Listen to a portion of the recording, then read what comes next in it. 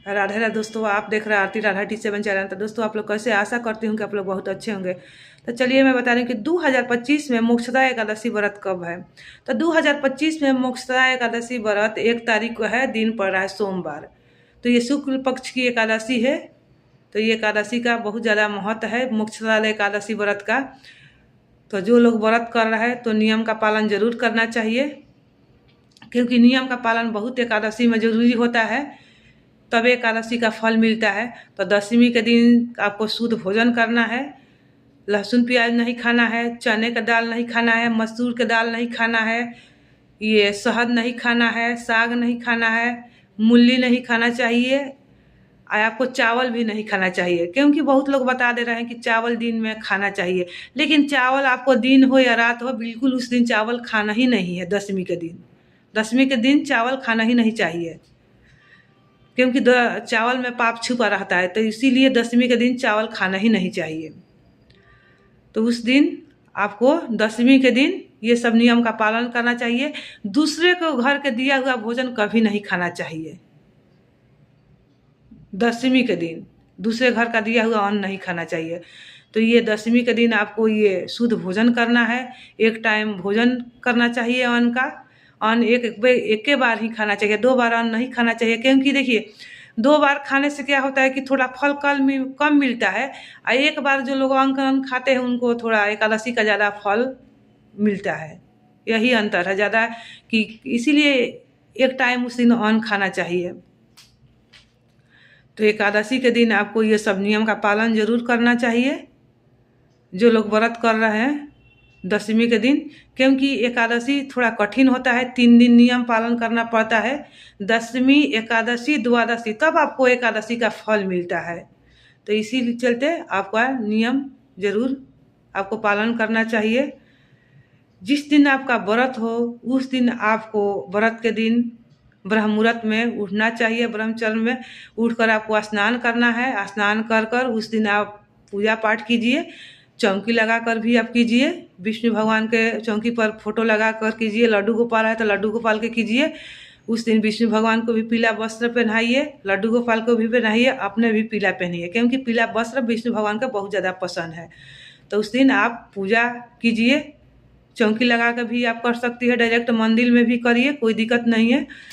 उस दिन पीला भोग लगाइए, केले के भोग लगाइए विष्णु भगवान को, क्योंकि पीला भोग विष्णु भगवान के पसंद है। तो केला के भोग लगाइए। जिस दिन व्रत हो उस दिन आपको ज़्यादा से ज़्यादा भजन हर कीर्तन करना है। किसी को निंदा चुगली नहीं करना है, क्योंकि व्रत के दिन ये सब नहीं किया जाता है। क्योंकि आपका व्रत का फल कट जाता है।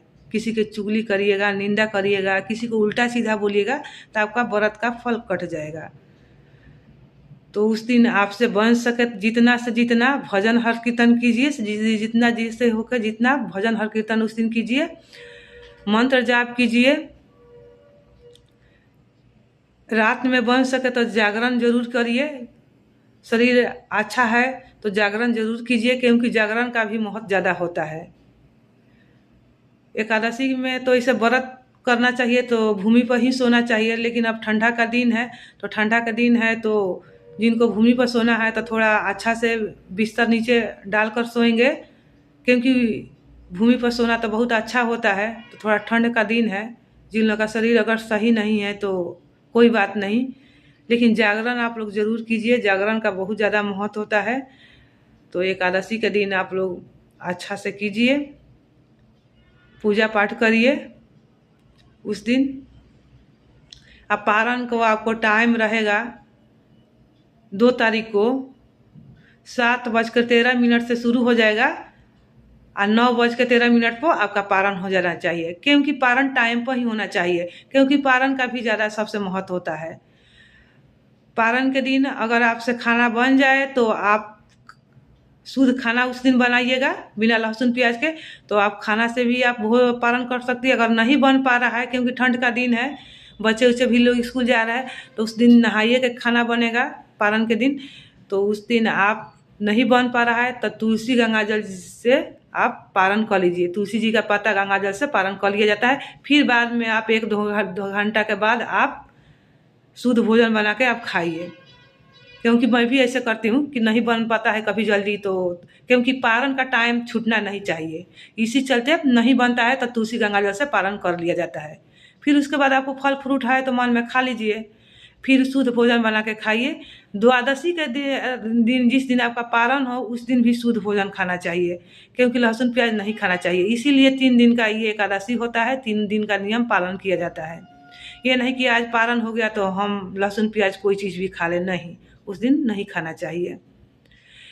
पारण के दिन आपको सरसों तेल का नहीं बनाना चाहिए, घी में बनाइए। पारण के दिन कोई भी चीज़ सब्जी हो जो भी हो घी में बनाकर ही पारण करना चाहिए। तो पारण के दिन आप सही टाइम पर कीजिए।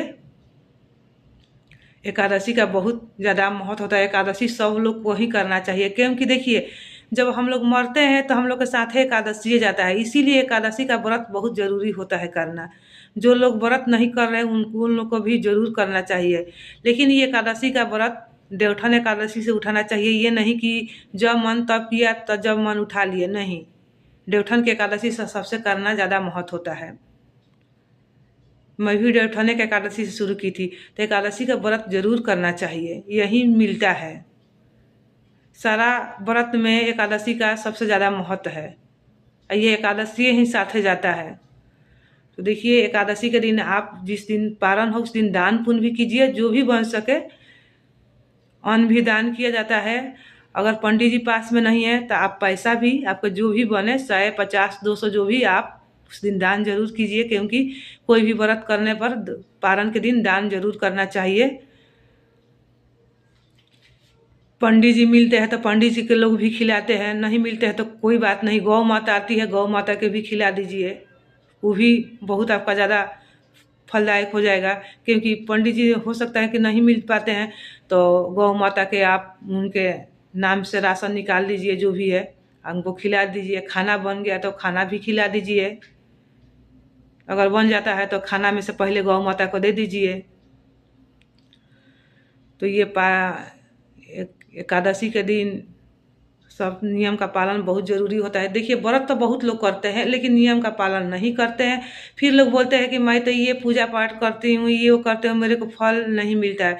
तो गलती सीधा करने से कोई फिर फल का, व्रत का कोई महत्व नहीं रह जाता है। करना है तो अच्छा से कीजिए, नहीं करना है तो जैसे तैसे करने से कोई फायदा नहीं रहता है। हाँ, व्रत अभी भी नहीं है कि आप नियम का पालन कर रही है, दूसरे को चुगली निंदा कर रही है तो वो भी आपको फल नहीं मिलेगा। व्रत अपना सच्चे मन से कीजिए, भगवान आपको सब स्वीकार करेंगे, सब मनोकामना पूर्ण होता है। एकादशी का व्रत बहुत अच्छा होता है, हर आदमी को करना चाहिए। यहाँ तक है कि 5 साल के ऊपर से बच्चा को व्रत ये करना चाहिए। तो सियान तो बूढ़े जवान तो उनके बातें अलग है, तो ये व्रत जरूर करना चाहिए।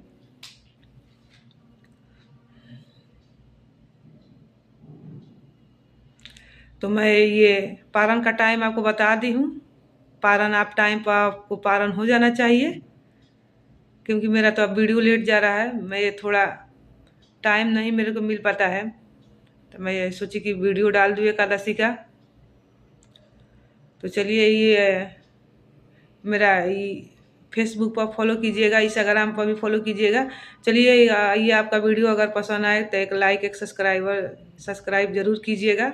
चलिए ओके, बाय, राधे राधे। फिर मैं मिलती हूँ अगले वीडियो में। Okay bye, Radhe Radhe.